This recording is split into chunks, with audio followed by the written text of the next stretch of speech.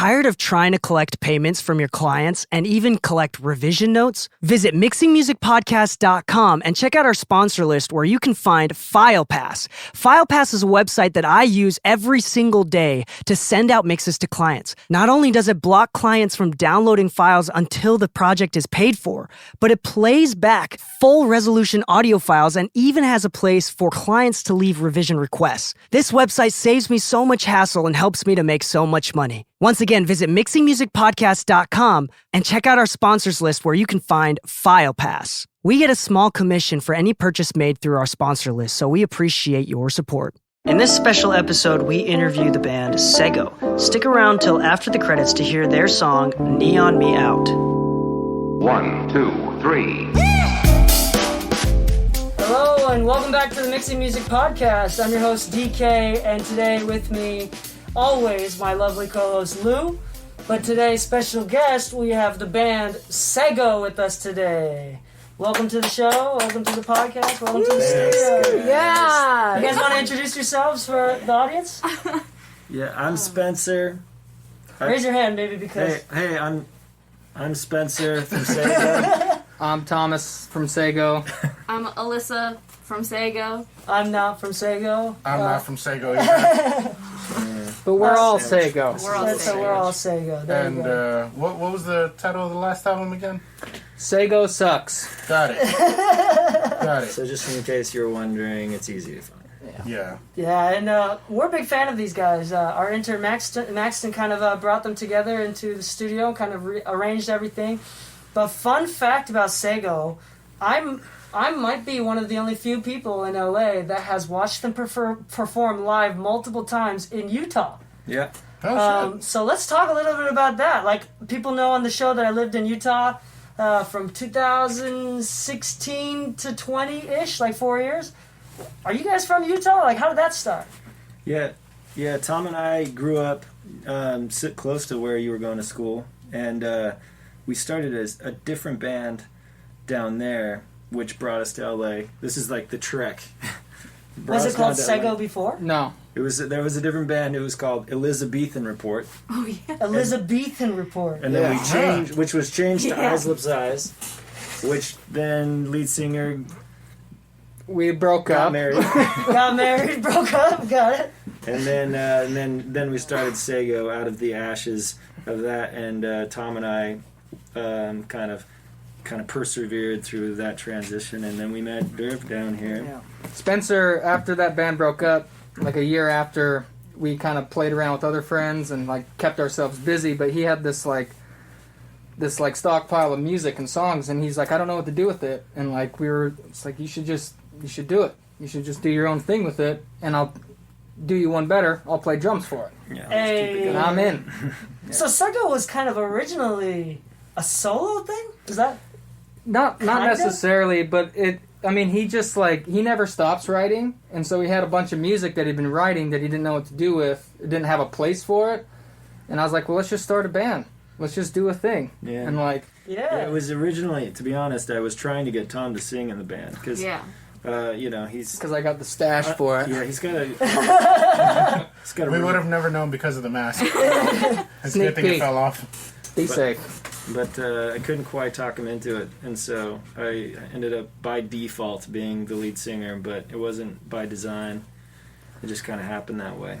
This is the first time I've ever really, I don't know if you would call it singing in Sego, but this is the first time I've been a vocalist in a band, really. So this is, Which I want to talk about that in a second. But before we do that, I want to talk about when did Alyssa come into play? Because I know you play bass, I do. and you were a later addition. I was. I met them, I don't know, 5 years ago, I think. I think I was like 18, and I met them through a mutual friend, Alex Jones, who used to He was responsible Yeah. for bringing us to LA. He was Yeah. our first manager. Is he Not that- manager? He's Not manager. that Alex Jones. Our Different- Alex Jones. different Alex Jones. It's not the famed Alex Jones, but our famed Alex Jones. Yes. He's famous to us. Yes. Alex was the one who got us all connected, and he literally he knew me from a band that I played in Santa Barbara with Maxton, actually, and Oh, shit. Max and I had played music together since I was like 11 or 12. But we had a band, and Alex Jones was helping us out with some stuff. And then fast forward a couple years, Alex texted me randomly, and he's like, hey, do you want to audition for this band called Sego? It's my buddy Spencer. And tell him they're starting a project. And I honestly immediately was like, no, I'm okay. Like, I don't have enough time for a project. Yeah. And then I listened. I'm in the caverns. It's like, I'm in the cavern. Yeah, exactly. I was like such a freaking egotistical 18-year-old. And then You're actually making money too. Well, and then I listened to it, and then I was like, I just started crying in the car, and I was like, oh my God, like, I need to be in this band. And then I texted him, we met. You auditioned? I auditioned, they broke my heart. We passed, yeah. They said no, and... After all that mental turmoil of whether to audition for the band. I know, it was like, yeah, I auditioned, and then they chose somebody else for the tour. Then, like, a year went by, and I was, like, secretly just sulking in my room, just, like, looking at everything, just like, oh, man, I want to be in this band still. And then this, I don't know... It happened again, and they had another spot, and they're like, hey, you want to try one more time? And I was like, yeah. And then I got it. There you go. Persevered. Perseverance. It's so fun. I like to say that we got it. Hey. Come on. That's right. Band love.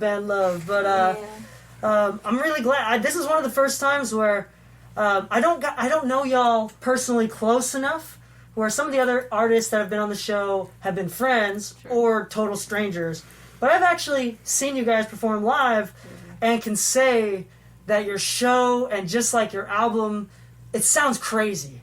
And because it is the Mixing Music Podcast, we want to talk about that. We want to play one of your songs later. We're going to edit it in. But I wanted to talk about your music.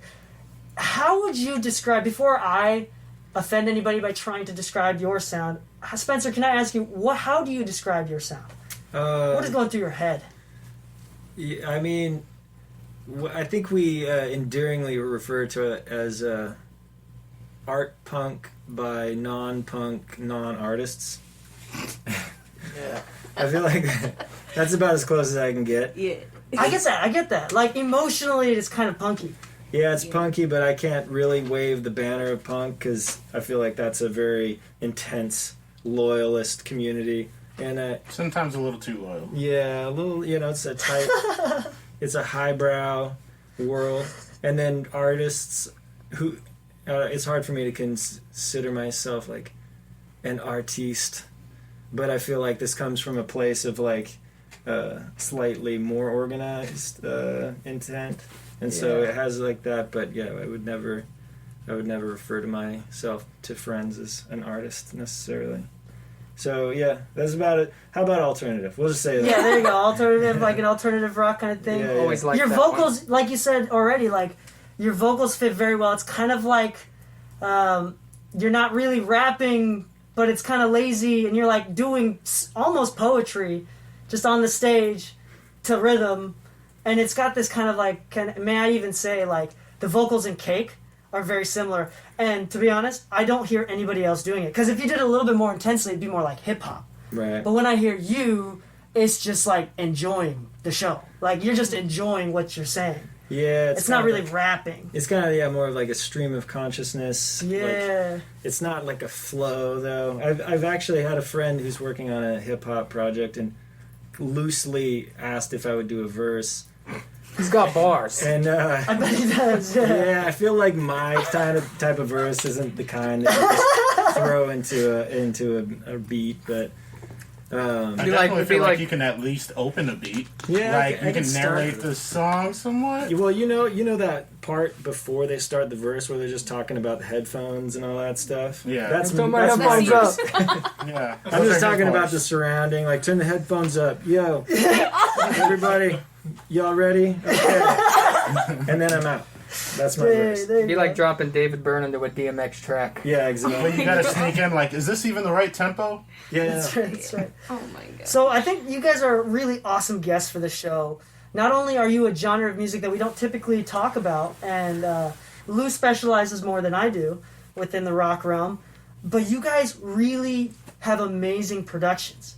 Now, I assume it's partially help from outside people, doing it yourself, but in your records in general, I notice a pattern of an amazing use of hyper compression, distortion, filters, and just kind of like, it's really aggressive. And it's very creative, but it's also very hi-fi. Like, it's not in a way that it's like super duper lo-fi. There's elements of that, but I think that, like, honestly, you guys are doing this really cool lo-fi thing, but in a very modern way, in a very hi-fi kind of way. What kind of like influenced your sound in that sort of sense, and what kind of tools or like distortions or sounds were you kind of going after? Well, actually, I feel like speaking of punks, I heard a interesting interview with one of the guys from the Replacements, and he kind of expressed it in a very articulate way, where they were crediting all this, like, you just had this lo-fi sound, and you guys brought this really. You kind of ushered in this generation of lo-fi kind of punk records, and what did you think about, like, why'd you do it this way or that way? And his answer I thought was pretty novel, which was he's just like, we were just poor, you know. Like, we would have done a Steely Dan record if we could have, but we didn't have the money, so it just came out that way. And in a lot of ways, that is kind of like Sego. It's like. Yeah. You are limited. We're not in crazy studios all the time. We do a lot of self-production, and so you have to get creative with that already. And so, because I feel like for the recording purists, you can kind of hear like someone trying to fake a good record really quick. Uh-huh. But if you're kind of working within your own parameters and being creative with that, it comes out, I feel like, a little bit more genuine. Yeah. And so you take that, and then we collaborate with different producers and studios to time to that then takes whatever our sound is and elevates it to a slightly more acceptable level. And I feel like that's kind of the grand cocktail of what happens. That's so beautiful. And actually, on a previous episode about this, I say that usually, like with local artists or artists that are just starting, the only thing that I feel is a lot of like try hard energy. And that turns me off to music. Like, when you're really trying to be someone else and it's like you're losing yourself in it because of it, I feel the total opposite with y'all's music. It's so real. Spencer, you're just so you. Everybody on the stage is honestly just having a good time. And even the records, the recorded productions, the studio productions, sound like somehow you guys did an amazing job reflecting that emotion where it's like so real, but it's also very well thought out. Like, it is well produced. Like, you didn't... Like, I know you're saying that, like, within your limitations, but I know that you spent time on that shit, you know? Right. And, like, I think it's, like, absolutely beautiful how it all came together. Tom, Alyssa, I want to ask you guys, like, kind of, what did you play in part of the process of the recording of the album? How did it turn out versus the way you wanted and expected it to turn out at the beginning? Well, one thing, it's like going with, like, the punk thing, even though we are the least punk people you'll ever meet. But, like, we eloquently punk. Like what he was saying with the contrast of like punk artists, blah blah blah blah blah. It's like we definitely give a shit about what we're doing, and we tried our best to like know what we're doing. But when we're in the studio, we're coming up with ideas. We also base a lot of it on performance and like the feeling of like, I'll do a drum take and it might not be like the most perfect take, but the feeling of that take will be like encompasses the idea, and like a lot of it's song by song, and like some songs it's like, let's just use program drums on this song, but like let's go like see what like let's play live drums on this song, and like never really go for perfection, but just like a good take of like it's like serving everything and it has a character, or like I don't know. Yeah. Like I try not to think about it too much, even though I want it to be the best it can be, but like I try to just immerse myself in the energy of that song or the vibe of that take and just let it kind of happen. I improvise a lot in the studio, even though I think a lot about what I want to do, but like I'll let the take kind of just speak for itself. Yeah, absolutely. That's something I try to do, because I'm sick. I didn't come from like a perfectionist drum background where it's like Steely Dan drum. Like I grew up playing like Blondie and B-52s and New Order, where it's kind of like all over the place, but like beautifully, like perfectly all over the place. Yeah, absolutely. So what about you as queen of the low end in the band? Gosh. There you go. What do you feel about like kind of the direction, how you started it, and how it ended up, kind of like? I mean, for me, I think it's a little bit different because I honestly wasn't really a part of the recording process and the writing process until really recently. Which we'll talk about your recent records in a second. Yeah, which is so it's different for me because I feel like in most of my time in the band, I've been obviously a part of the band and a player, but I'm also I get to be like this outside listener as well, and kind of like they wrote a lot of the stuff before I even was a part of the band, and so a lot of Sego Sucks was already kind of done, and I was kind of excited just to listen to it and like give my opinions on it and get to experience the production world for the first time with this like really, really cool record. And then I get to learn it and play it and kind of add my own thing to it as well, but I'm still learning about production stuff from these guys, and these guys are both kind of like, I view them as my teachers and my mentors in production because I know really nothing about it, and because I'm just starting in it. But with this new record that we were writing, it was really cool because I got to really be a part of, like, from scratch, like, the process, and I learned a lot, and a lot of my insecurities came out, and these guys pushed me really hard, and it was amazing because I got to kind of see how it works when everyone's writing together, the way we just kind of try to make it as organic as possible, kind of like what Tom's saying.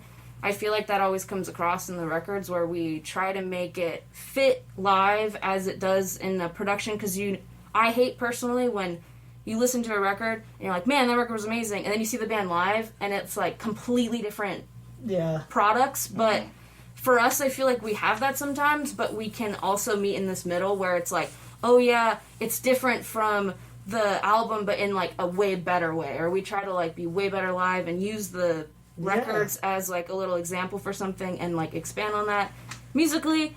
But I'm still learning, I'm still figuring it out, and they're teaching me. I think I don't know how to do any of this stuff. From a production level, I feel like Derv brings her nickname's Derv, by the way. Yeah, Derv. So if we everyone calls me Derv. If we refer to her as Derv, we're talking to Alyssa. I think your insecurities ended up being one of your biggest assets on a production level early on, because since Derv didn't really know a lot of that world, it actually brings kind of an unbiased outlook, and so she listens more with her ears and just like conceptually hears things that are working or not working for her, whether or not she can say what that is. Yeah. But I feel like both Derv and my brother Robbie actually has been kind of a listener guinea pig, because he is involved in production in any way, but he's always a good third-party person that kind of will give you an honest feedback, not based on any like, minutia of like technicalities and all that. You know what I mean? Yeah, absolutely. And actually, I want to kind of dive more into, I think the most beautiful and the most hardest part about artists is finding the balance of getting over your own insecurities, right?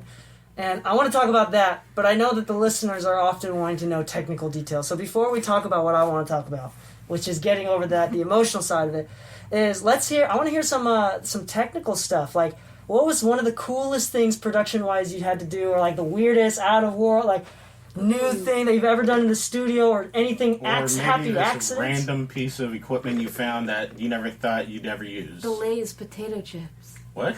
I want to hear this. That happened. That happened, remember Lay's that? potato chips? Yeah, I forgot where we were. Because I know that, like, at June Audio also, they have, like, the Lay's tiny little speakers sometimes that Scott likes to blend in with. Like, what are some cool production stuff? Well, we work with this guy in Canada. Yeah, Dave. Who used, like, old retrofitted, like, World War II, like, what were they? Like, just, like, ammo box cases that he put, like, compressors in. He built all of his own stuff. He used, like, a PC that was running on, like, Windows 95. Yeah, he actually had an old G5 from, like, 2006. And he doesn't upgrade the...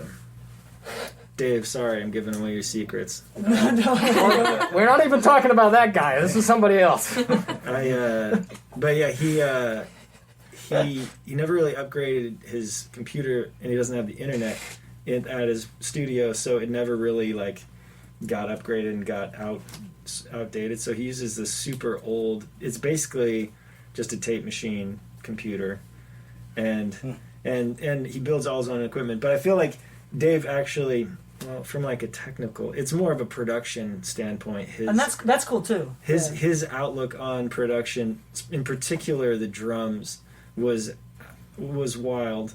He would wind up Tom. It would start at about 8 at night. No, it would start at about like 3 in the morning. Yeah. Well, you try to start at 8. Right. You listen to a bunch of Canadian deep house records and shit and get like, you know, we'd get in a zone and then be like, oh, I'd be like, all right, well, I'm ready to go. Are you ready to go? Be like 5 hours later. It's like, oh yeah, let's get in there and get to work.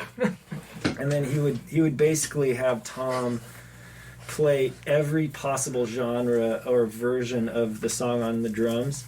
Like, give me a Zeppelin version. Now give me a samba version. Now give me a Zydeco version. Now give me a reggae version. Give me Ringo. Give me Ringo. Give me jazz. Give me this, and we do like 6 or 7 takes of just completely different genres, styles of drumming, and then I would sit back there with him and we'd like cut it up and like. Yeah, he would take it through and blend it in, and so. Yeah. So about half of Sego Sucks was up in Canada. With that Daye. guy. And so some of the, like on the track Whatever Forever, the drum. That's actually the one I was telling him of the new album. I really like that one. Oh, thanks. Yeah. Well, you'll notice that the drums follow very few through lines. It's just all over the place. And that's because we followed kind of Dave's technique of like producing a drum sound throughout the thing, and he'd just pick moments, and he's all about the moment. And then you just switch fully to the next section. So that's interesting. So it's hard to recreate live for sure. Yeah. But it's a fun challenge. Yeah, absolutely. Because I would play it all, and like I even had a hard time. Like I don't know, like I kind of want to just get one good take, but he kind of like shifted my mind of like no, like look at how like there's all these awesome moments that happen within all these takes, and they're all different. Like let's find a way to blend them together. Now we got something interesting here. That's absolutely. like I imagine that's not typical. I imagine as a drummer that's also kind of a timing challenge to perform live. Yeah, I mean when we got the first like cuts of the record, I was like, we went up to Canada and made a Wings album. This is all over the place. I don't know what the hell I'm gonna do. But it makes it funner to play live actually after learning how to like blend all those different parts together and like connect it all. Yeah. It's fun. It's crazy, and the ending mixes as well. Did everybody who mixed that last album was it one person? Was it a couple people? Or? It was a few. So Dave did everything up in the Canada tracks. So he took you all the way to the end, even post production. Yeah. He housed us in his house, and we. It was a full on vacation. No, it was January. In Canada. Oh, no, that is about vacation. -30 the whole time. And he only had radiant heat. And so barely any heat in the house. Oh, shit. It was the exact opposite of the Chili Peppers doing Blood Sugar Sex. Yeah. It was coats indoors a little bit. But he mixed a handful of tracks. We had Finn Bjornsson from kind of the Cascade camp. He did one. I think Scott Wiley from June Audio did a few. And Sonny DiPieri did one. So it was a bit, like it was a bit of a mix of end products throughout the whole process for sure. How did you as an artist and producers, how would you kind of say the difference in styles that you heard as far as mixing goes between the different mixers, or was that something that you never really cared about, to be honest? The first time I ever cared about it was in our old band, because we always self-produced everything. Uh-huh. And Spencer and our bass player went to school and knew how to produce and record and all that. Engineer, HVAC, HVAC, there you go. And the Studio Y. I don't know if you had the same experience, but you think you're good until you realize that you're not, and that sounds oversimplified, but. We thought we were good at what we did until we went up. We recorded at London Bridge Studios up in Seattle, which we were just excited because Pearl Jam did. Alice in Chains, Mother Love Bone. It's all just the grunge studio. But they had a big API board and a beautiful room, and just all the right mics. And we remember when we came home, we were A-Bing just the roughs of all these songs that we had done. And there was it's hard to describe, but there was just a different weight to them and a more of a depth to them, and all of a sudden our mixes felt super flat and thin. Whereas before, like you don't know what you're missing until you hear it back to back, and you're like, why do these sound so much better and heavier? It felt like they had like more dimension to them, and so I feel like going through that process, we found a mixer up in Utah who then we'd never paid anyone to mix, and do you know Mike Raskelly? I don't know Mike Raskelly. He did our old record, but he did like the first Moth and the Flame record. He did the Middo record. He was kind of the go-to guy back then for all those great records in Provo. Yeah, he did Polytype. He did a bunch of these really cool kind of transitional era records for Provo bands, and that was the first time I realized that, dang, like paying for a good mixer is worth it. It's worth the money. It's worth the investment, unless you're like, obviously yourself a great mixer willing to put that time in. But we didn't realize that level. So ever since then, it kind of screws with your head because you're chasing that constantly. It's almost like a drug. Like, you just totally dig to it. Like, once you hear a comparison, because when you don't compare, you don't realize how good a mix is sometimes. Oh, man. Once you hear, like, what it used to sound like, what it sounds like now, that probably fucked with your mind a little I think bit. it's case by case, too, because sometimes we paid for mixes that were, like, the vibe wasn't right. And, like, we were like, oh, how we did it, even though we might not be as, elite as this, but, like, that song probably didn't need that much. And that's the hardest thing. Yeah, and that's a hard way to, like, you're, like, in that middle road, like, oh, shit, I don't know. Yeah, I know me and Dee Kei spoke about that recently, about, like, finding the right fit sometimes. It's not even that they're necessarily bad. They just don't understand what you're after. Yeah. Yeah. Yeah. Sometimes, like, the best mix that they can give you is not at all what the artist wanted. And... Well, we just went and did, for just a song, we went and did some drums at the studio, and it was awesome. But, like, when we were listening back to it, we're trying to figure out how to find the mix for this one particular song that nobody's heard of yet and probably won't. But we keep going back. We're like, I don't know, like, what we did originally just by ourselves kind of, like, fits better, sounds better. And, like, the drums do sound amazing with this guy that we went and paid for, and he's an awesome dude, very talented guy. But, like, we still are, like, caught between this, like, I don't know, like, the vibe is there for what we did, but the drums sound bigger in this, but, like, where do we go? Yeah, how far do you chase Yeah, like, a mix? I don't know. Absolutely. Yeah. So you never really know, I guess. Absolutely. I don't know anything. I got a quirky production thing we did once to kind of loop back to the original question. Oh yeah, we deviated. It's more nerdy. This is what I found in production is the demo-itis thing is real, and to combat that, I just try to record the demos as best we can, and then we just roll that into actual songs. So a lot of like our original tracks there are a few that are the vocals are actually just like recorded like into the laptop mic, and it ended up being the right vibe, and it's kind of thin, high pass sound. I'll clap to that. Yeah. I'll clap to that. That's like, awesome. We tried to redo it with like the right mics and the right everything. It's like, it just kind of misses the vibe, and it leads itself to I don't know if you've realized this, but like it's all about additive production. And so if you have a cool nugget, whatever it is, like you add a synth, we've had plenty of things that were play savers, and then you build a whole track around it, and then you don't realize how the other stuff really needs that part. And so when you try to remove it and do it like the right way, it never sounds right ever. Mm-hmm. And so it's been like a turnaround trying to like figure out like, okay, like if I do this, it's going to be the end. Like I'm not going to replace this at the end because I know that's going to be the case. But one was same thing. We recorded there was a cool sounding guitar, and but it was just an electric guitar with like just a cell phone or something. And without an amp, just in the room. And really, so you just recorded the cell phone. So it ended up going back and recording the actual guitar with like a Neumann, but like it's just like in the room, like that plunky, crappy electric guitar in the room sound. But it's like, well, I guess this doesn't need an amp because again we've built around it, and so it's like it needs to be plunky and kind of harpsichord sounding. And so we're just going to stick with that. Cool. So it's like, and that I think that goes for anything like acoustic or electronic or whatever, is just like that additive production order, I think I've found that like you got to take those steps seriously because it's really hard to like remove those building blocks later on. Absolutely, absolutely.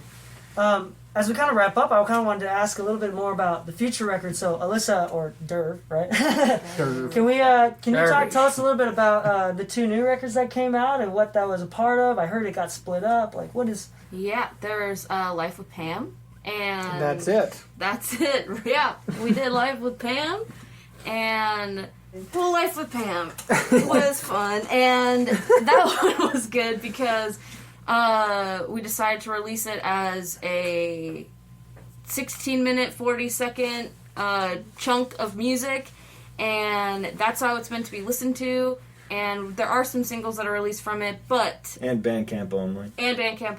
Oh, and so, that's where that 16-minute long record is. Okay. Yeah, so it's on Bandcamp only because we wanted to make sure that people would go listen to it as a whole, as one, all the way through, instead of having to go get the singles and, like, just picking whatever you want to put on your playlist. Like, it's like, if you want to listen to it, you gotta go listen to the whole thing. It's all one track. You gotta buy in. It's the closest you get to a live show right now. Yeah, that was the whole reason why or a part of the reason why we're doing that, because it was supposed to kind of represent what a live show would be like for us, you know, and it's a little rowdy. I mean, the last song is the best song on that one. Come on. So it's kind of like a separate songs but melded together. Yeah, it transitions like how our shows usually do, and that was kind of supposed to represent that. And like, you know, at our shows live, we tend to kind of transition in between each one, go like little noises in between, little diddlies, little instrumentals, whatever it is.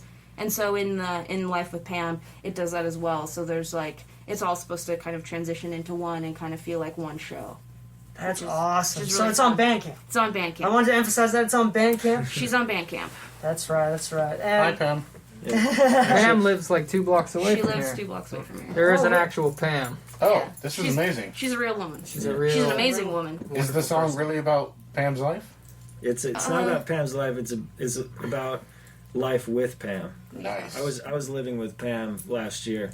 Oh shit. Yeah, she was our roommate, and so so it was just an interesting experience being like on tour and then coming back and hanging out with Pam. And she's an older woman and kind of lived quite a wild life back in New York back in the day, and so it was just kind of this hilarious contrast. And so Of like showbiz, where it's like you're in showbiz out on tour, and then you come home with this person that was in showbiz, like in the heyday of like what showbiz is, and it's like we're living together, but like what does it mean? that's awesome. That's kinda actually curious. really That So makes me Pam want- knows about the song? Yeah, I actually Who broke it to her? I went over to the house and I showed her the whole thing and gave her the rundown, and she got teary-eyed and she was just Pam's She's a amazing. sweet, sweet Yeah, I woman. imagine that was an amazing moment. Yeah, She's a lovely lady. So That's crazy. the album The cover photos we did, is like a lemon, and that she has a big lemon tree in the backyard Yeah, we that's did. kind of like was like the kind of the symbol of Pam. So that's where all We did that the photo comes shoot together. back there at her house. It was great. There you go. And Pam kicks ass. Just saying, Pam. Pam's dope. thank you, Pam, for inspiring a great record. Yeah, Pam's awesome. And to be honest, I kind of wanted to briefly just before I ask the last question, I wanted to briefly touch on the fact that you guys have done some collaborations with Cascade and his crew. You guys got an awesome commercial placement. We could talk about Sync License Sing and what was it for? It was for Jack Daniels. Jack Daniels. You got a Jack Dash Daniels. Daniels commercial placement, which is amazing. Honey. Jack Daniels Like, honey. dare I say, I think as we all want to aspire to be bigger, but from my perspective, you guys are some of the bigger artists that we've had the opportunity to have talked to in person. Well, you gotta try a lot of harder. Yeah, no, it's like maybe, but at the same time, like, I think it's really awesome because we talk a lot about like local bands and kind of escaping out of whatever it is, getting big where you are locally versus leaving, and kind of the balance between that. There's so much that we could talk about. So I wanted to sum it up in just a couple questions. One is, what advice do you have to anybody that's listening right now, whether an artist, producer, and as well as what is the future of Sego after that? Advice as far as kind of the business tip of Anything, things. anything, yeah. Go to trade school. ITT Tech. DeVry. I think one of the most helpful things that I ever figured out throughout this whole process was kind of motion. Like the most stuff that happened for us was when we were just doing stuff. Yeah. And that sounds overly simplified, but we would just self-book a tour, and then we met our booking agent, and then we would just hammer it out and try to meet people in LA, and we finally, like, playing shows around LA, we found our manager, we found our publisher, we started building the team. But I think it's easy to get caught in the trap of, like, I got to do it this the right way. I'm sure you've heard that. Mm-hmm. And there is it's good to be smart with what you're doing, but I believe that just doing begets doing, and you end up crossing the paths that you need to when you're getting out there.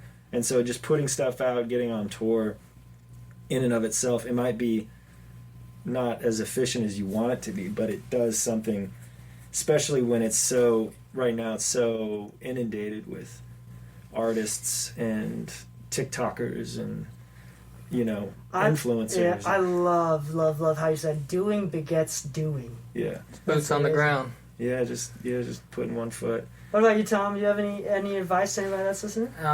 No, not really.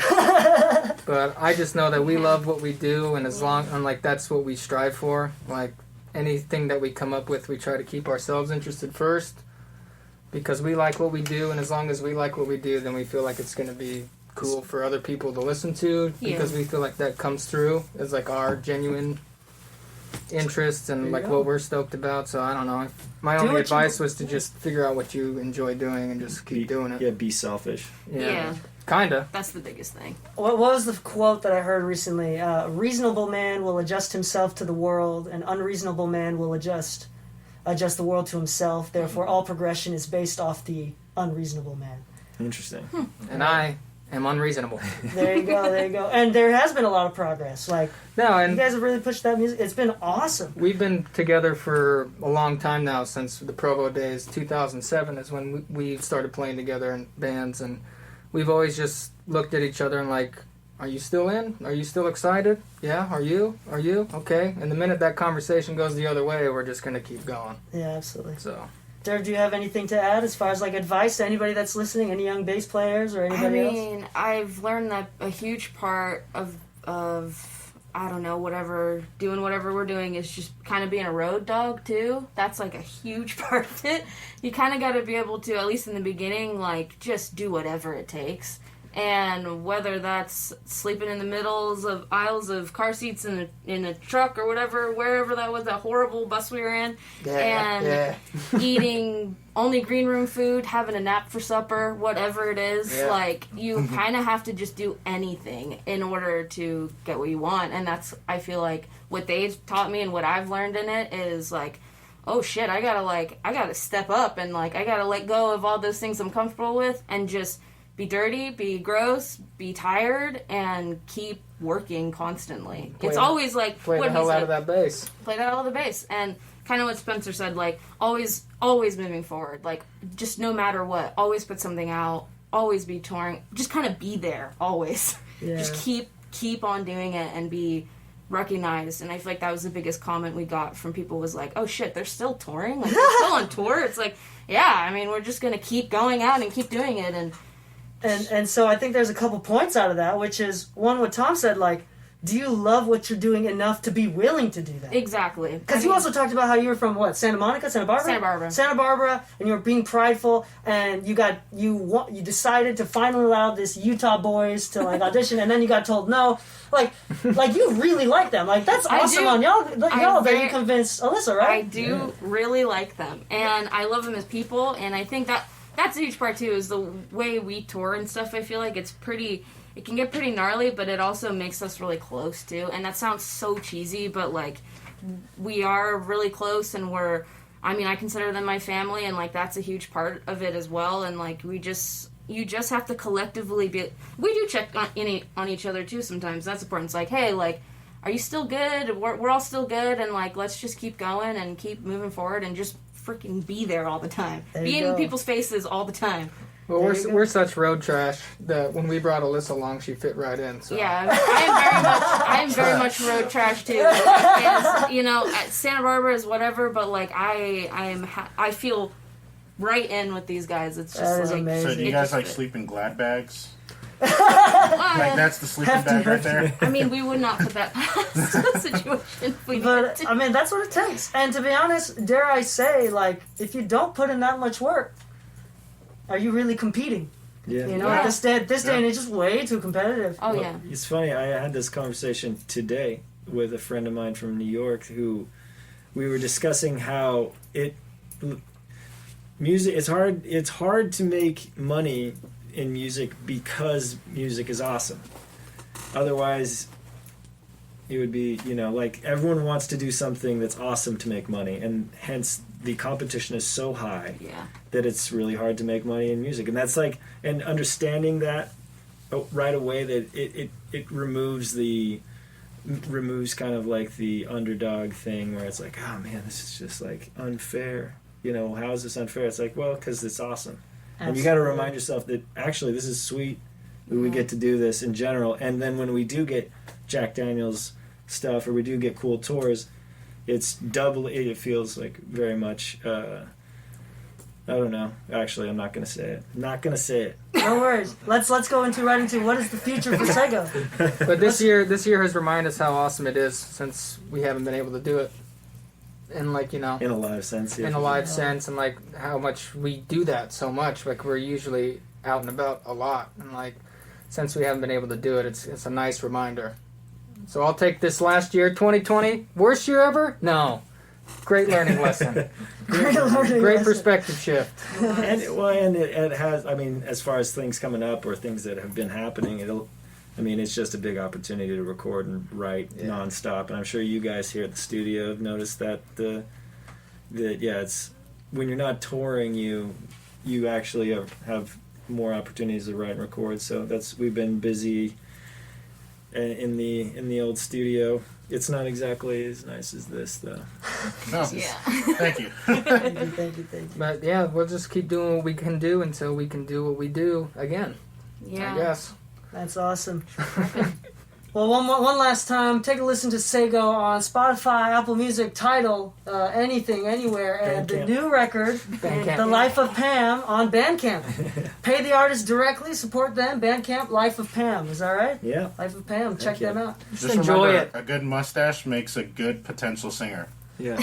That opens the door. But an even better drummer. There you go. And on that note, my friends, happy mixing and stay saucy. Saucy. 1, 2, 3.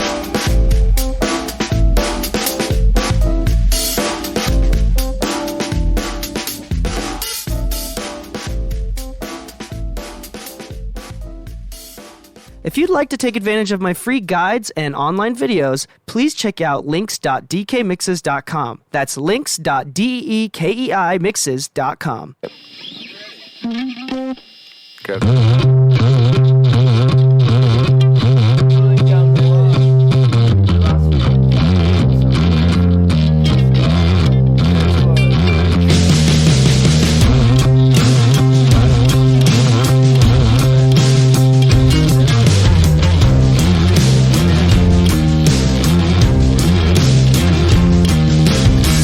Time to pass the time, went and skipped the funeral. Bodies dilated beyond all things existential. Grocery bag sound mind, pouring water into wine. Press my teeth against the glass, dust the ice, suburban trash. Took my life for granted till I saw myself in pixels. All alone and lost for words to take 1,000 pictures. Then you bought a camera, made my female friends are models now. I'm seeing selfie posing, nearly naked by the water.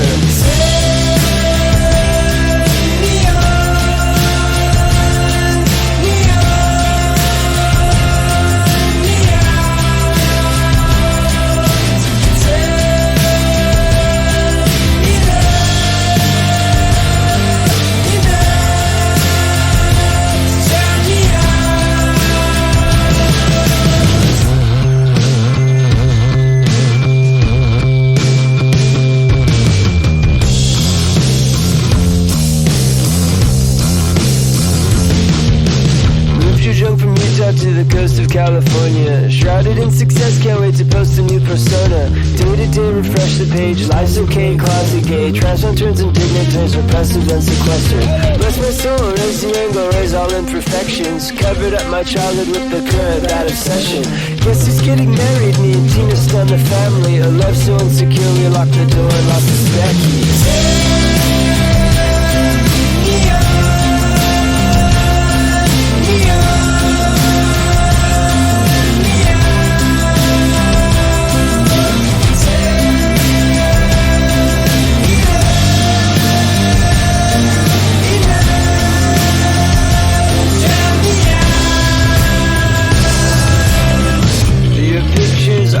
Crutch. Your opinions are a crutch. Your love, your hate, your sex, your drugs. Your boyfriend is a crutch. Your boyfriend's boyfriend is a crutch. Clickbait, candidates, makeup. Give it up.